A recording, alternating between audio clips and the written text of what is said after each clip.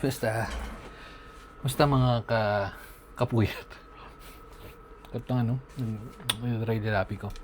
Basta, so ito na nga, nakabili na tayo ng AirTag 2 sa store tayo mismo. Ayan, sa store tayo mismo. Okay, sa store tayo mismo nakabili. Ngayon, ewan ko kung kailan ito lalabas kasi ngayon March pa lang. Wala akong mabili sa online, Shopee and all, Lazada.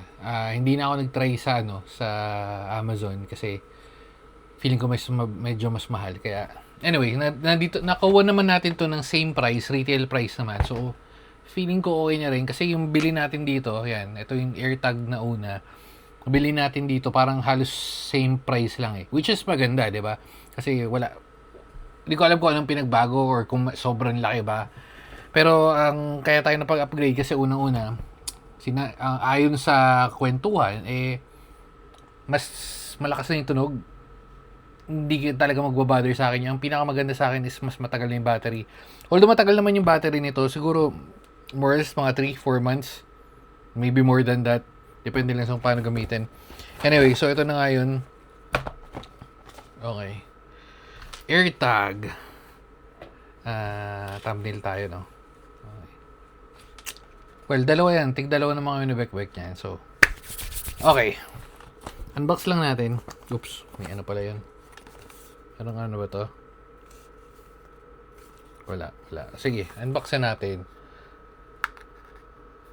Oops. Nice one. Parang hindi ganito yung itsura ng Parang, pagkakatanda ko, parang box yun eh. Iba na yata itsura niya ngayon, pero sige, okay lang. Okay. So, yun na yun. Wala na siyang masyadong unboxing experience. May sticker ka pa ba to? Wala na. Parang wala nga sticker eh. Wala. Kasi ang pagkakatanda ko, parang isang box yun, tapos magkakadikit. Pero, tingnan natin. Okay. AirTag. Ooh. So, pinagkaiba niya. Ay, wait. Wait ba to? Wait nga.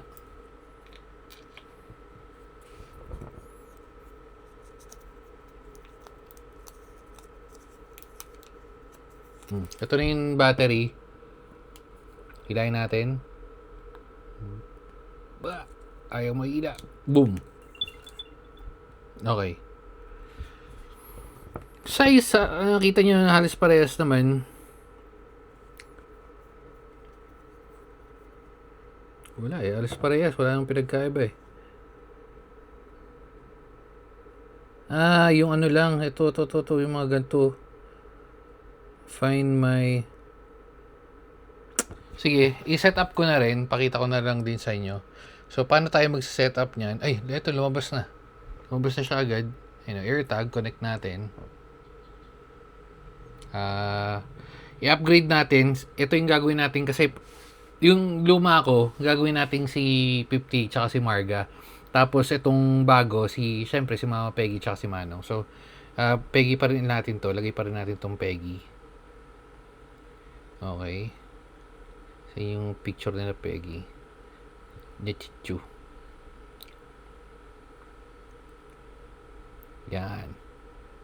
Okay. Yes. Yung mga lumalabas na ano ko na lang. Okay. Okay. Done. Okay, ganun lang kabilis yung setup. Check natin.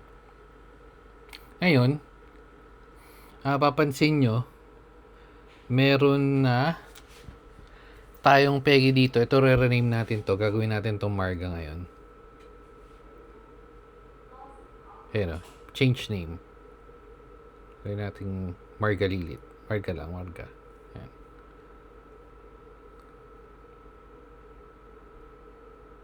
Nakashare yan kasi pag lumalabas-labas kami na parang nakikita rin ni Bekbek ko na saan yung Okay, so unang-una, testingin natin kasi nga ayon sa chismis, mas malakas na daw di umano yung tunog. So, dito muna tayo, which is ito yung dating dating dating yung Gen 1. So, play sound.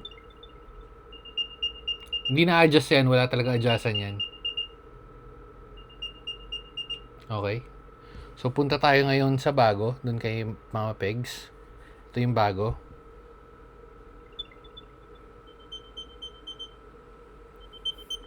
Niloloko niloloko tayo. Niloloko tayo, parang wala nagbago. Ito, medyo mas malakas. Medyo lumakas yun ba? Pero noong una parang wala eh. Yung Find My, mas precise ba? Actually, malapit naman to eh. Pero kasi, effective siya dito kasi within the area lang eh. Yung pag nasa labas, minsan, yun nga, pag walang signal, medyo mas mahirap siya hanapin. Pero, sige, tatry natin ulit to. Yung tunog. Medyo, hindi ako convinced. Halos odd. Kung may nadagdag na tunog, siguro, very, very minimal.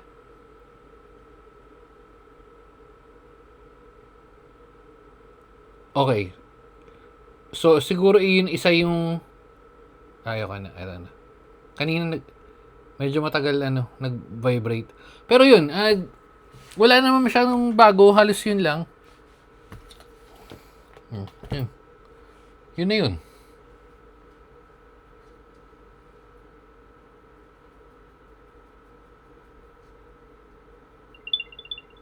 Wala yun. Sige, tapos Find My.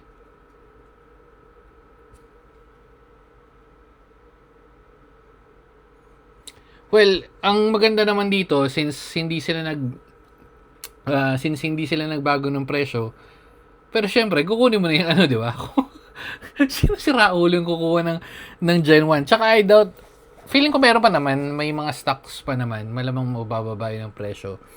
Pero kasi kung same price lang naman, malamang magganto na to. Although ito kasi, tong AirTag 2, alam ko na video ko to yung kinuha namin to.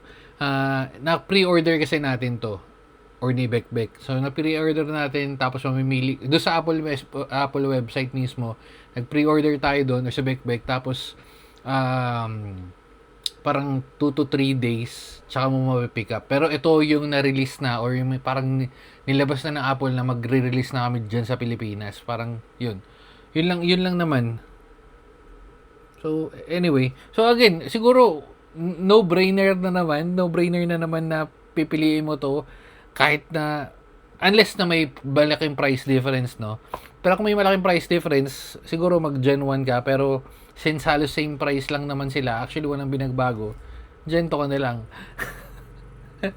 Anyway, okay, so dito na natin tatapusin. Medyo kakaiba, pero sige, bye-bye na mga guys. Abo.